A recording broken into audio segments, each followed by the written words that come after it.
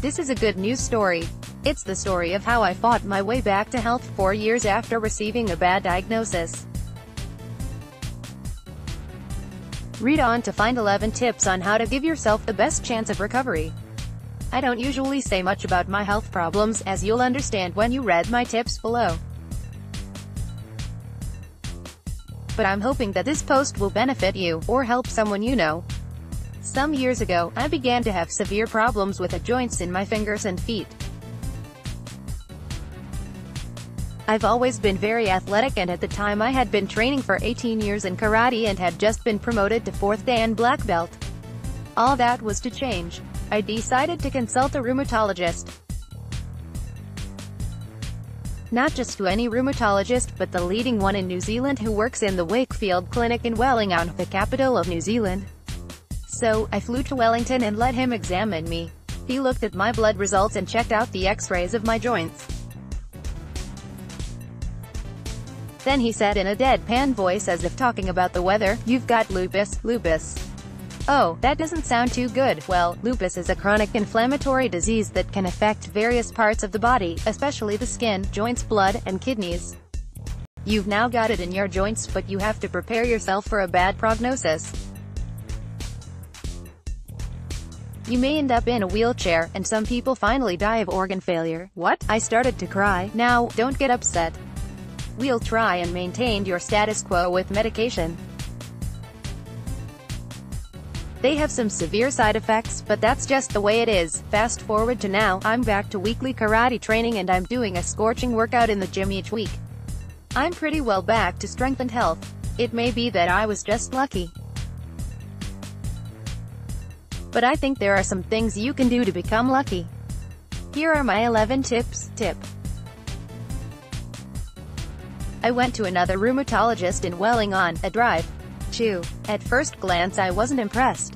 He has a consulting room in a small shopping center with no receptionist or nurse. At times, he seemed to watch a TV screen during the consultation.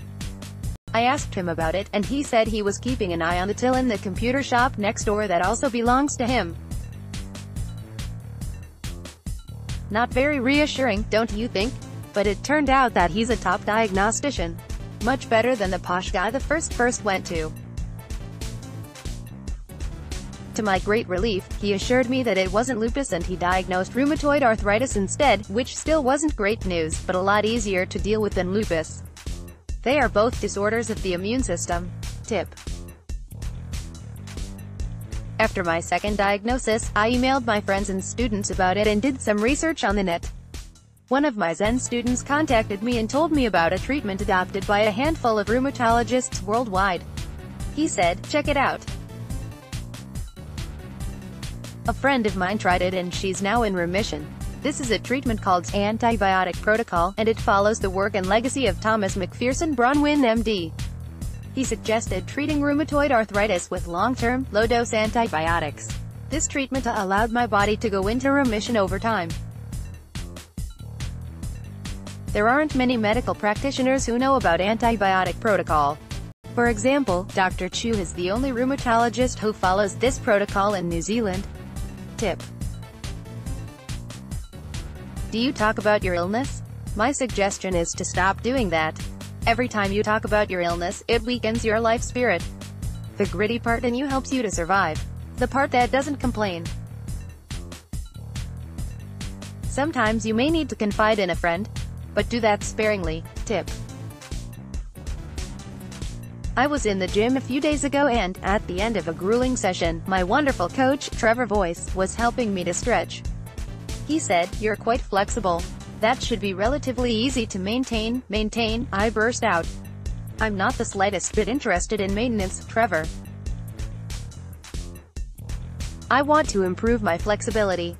That's been my mindset right throughout these 4 years of fighting my way back to health. I suggest you adopt it too. Tip: Make sure you keep up a fitness routine, no matter what your condition is. Even if you're in hospital, stuck in a plaster cast from head to toe, set up an exercise routine for the only 2 fingers you can move. You need to be bloody minded about this. Tip: It's important to give yourself the best chance of regaining your health. Good nutrition is hugely important. It pays to do some research about what kind of diet is best for your condition, and which foods must be avoided.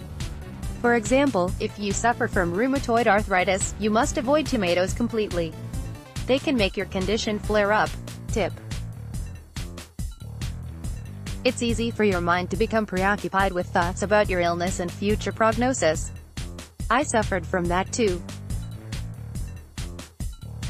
A couple of months into the diagnosis, I caught myself fantasizing about life in a wheelchair.